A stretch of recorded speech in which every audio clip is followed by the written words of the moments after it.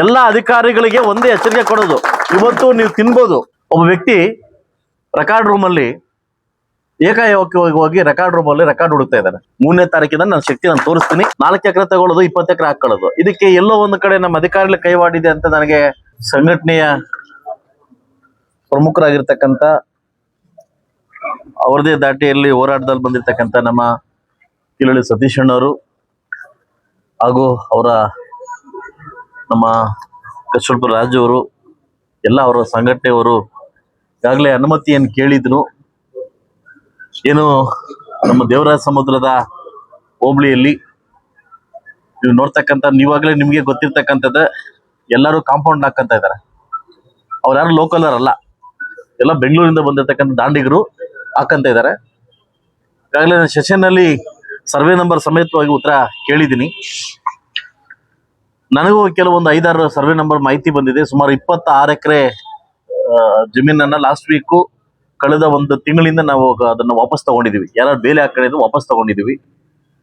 ತಾವೇನು ಡೌಟ್ ಇದೆ ಅಂತ 330/9 ಎಲ್ಲ ಸರ್ವೆ ನಂಬರ್ಸ್ ಕೊಟ್ಟಿದ್ದೀರಿ.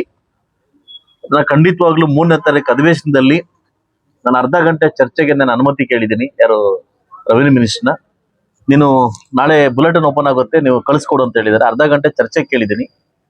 ಬಹುಶಃ ಬರ್ತಾ ಬರ್ತಾ ಬರ್ತಾ ಏನಾಗ್ತಿದೆ ಅಂತ ಈಗಾಗಲೇ ನಾನು ಕೂಡ ಮಾತಾಡಿದ್ದೀನಿ. ಯಾಕಂತಂದ್ರೆ ಇಲ್ಲಿ ಯಾರು ಲೋಕಲ್ ಕೈವಾಡ ಇಲ್ಲದೆ ಬೆಂಗಳೂರಲ್ಲಿ 3 ಎಕರೆ ತಗೊಳ್ಳೋದು, 13 ಎಕರೆ ಹಾಕೊಳ್ಳೋದು, 4 ಎಕರೆ ತಗೊಳ್ಳೋದು, 20 ಎಕರೆ ಹಾಕೊಳ್ಳೋದು. ಇದಕ್ಕೆ ಎಲ್ಲೋ ಒಂದು ಕಡೆ ನಮ್ಮ ಅಧಿಕಾರಿಗಳ ಕೈವಾಡಿದೆ ಅಂತ ನನಗೆ ಸಾಕ್ಷ್ಯ ಬಂದಿದೆ. ಈಗಾಗಲೇ ತಮಗೆ ಗೊತ್ತಿದ್ದಂಗೆ ಕಳೆದ 4 ದಿವಸಗಳ ಹಿಂದೆ ಒಂದು ಘಟನೆ ನಡೆಯಿತು ಇದೇ ತಾಲೂಕು ಆಫೀಸಲ್ಲಿ. ಒಬ್ಬ ವ್ಯಕ್ತಿ ರೆಕಾರ್ಡ್ ರೂಮಲ್ಲಿ ಏಕಾಏಕವಾಗಿ ಹೋಗಿ ರೆಕಾರ್ಡ್ ರೂಮಲ್ಲಿ ರೆಕಾರ್ಡ್ ಹುಡುಕ್ತಾ ಇದ್ದಾರೆ. ಒಬ್ಬ ವ್ಯಕ್ತಿ ಆ ಸಂದರ್ಭಕ್ಕೆ ಬಂದಾಗ ರೆಕಾರ್ಡ್ ರೂಮಲ್ಲಿ ಕೀ ಇತ್ತ ಇಲ್ಲ ರೆಕಾರ್ಡ್ ರೂಮಲ್ಲಿ ಕೆಲಸ ಮಾಡ್ತಕ್ಕಂಥ ಇವರು ಅಧಿಕಾರಿಗಳಿಗೆ ಸಪೋರ್ಟ್ ಮಾಡಂತ ನಾನು ಎನ್ಕ್ವೈರಿ ಮಾಡಿದಾಗ 3 ಜನ ಅಧಿಕಾರಿಗಳು ಸೇರಿ ಒಬ್ಬನ ಒಳಗಡೆ ಬಿಟ್ಟು ರೆಕಾರ್ಡ್ ಹುಡುಕ್ತಾ ಇದ್ದಾರೆ. ಆ ಸಂದರ್ಭಕ್ಕೆ ನಿನ್ನೆ ಅವ್ರನ್ನ ಸಸ್ಪೆಂಡ್ ಮಾಡಿದ್ವಿ, 3 ಜನ ಸಸ್ಪೆಂಡ್ ಮಾಡಿದ್ವಿ, ಮನೆಗೆ ಹೋದ್ರು. ಎಲ್ಲ ಅಧಿಕಾರಿಗಳಿಗೆ ಒಂದೇ ಎಚ್ಚರಿಕೆ ಕೊಡೋದು, ಇವತ್ತು ನೀವು ತಿನ್ಬೋದು, ಮತ್ತು ನಾಳೆ ದಿವಸ ಉತ್ತರ ಕೊಡೋರು ನೀವೇ, ತಿಂದ ಮೇಲೆ ಉತ್ತರ ಕೊಡ್ತಕ್ಕಂಥ ನೀವೇ. ತಿನ್ನಕ್ಕಿಂತ ಮುಂಚೆ ಇಷ್ಟ ಮಾಡಿ ತಿನ್ಬೇಕಾ ಬೇಡ ಅಂತ. ಸೊ ಅದರಿಂದ ನಾನು ನಮ್ಮ ಏನು ಸಂಘಟನೆಗಾರ ಕೇಳೋದೊಂದೇ, ದಯವಿಟ್ಟು ನಿಮ್ಮ ಮನವಿಯನ್ನು ನಾನು ಕೊಡಿ. ನನಗೆ ದಾಟಿ ಹೋದ್ರೆ ಖಂಡಿತ ನೀವು ಹೋರಾಟಕ್ಕೆ ಹೋಗಿ. ಇದೇ 3ನೇ ತಾರೀಕು ರೆವಿನ್ಯೂ ಮಿನಿಸ್ಟರ್ ಚರ್ಚೆ ಕರೆದಿದ್ದೀನಿ.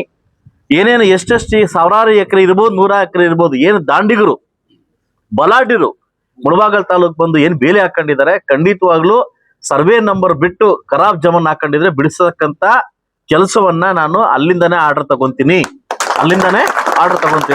ಇದಕ್ಕೆ ಯಾವುದೇ ಕಾರಣಕ್ಕೂ ಮಾಡಕ್ಕೆ ನಾನು ಬಿಡೋದಿಲ್ಲ. ಈಗಾಗಲೇ ತಮಗೆ ಗೊತ್ತಿದ್ದಂಗೆ ಒಂದು 4.25 ಕೋಟಿ 5 ಕೋಟಿ ಅಂಬೇಡ್ಕರ್ ಭವನ ಚೌಟ್ರಿ ಕಟ್ಬೇಕಂತ ನಾನು ಮಾಡಿದ ಆ ಜಾಗದ ಮೇಲೆ ಎಷ್ಟೇ ತಂದರು ಈ ಒಂದು ತಾಲೂಕಲ್ಲಿ.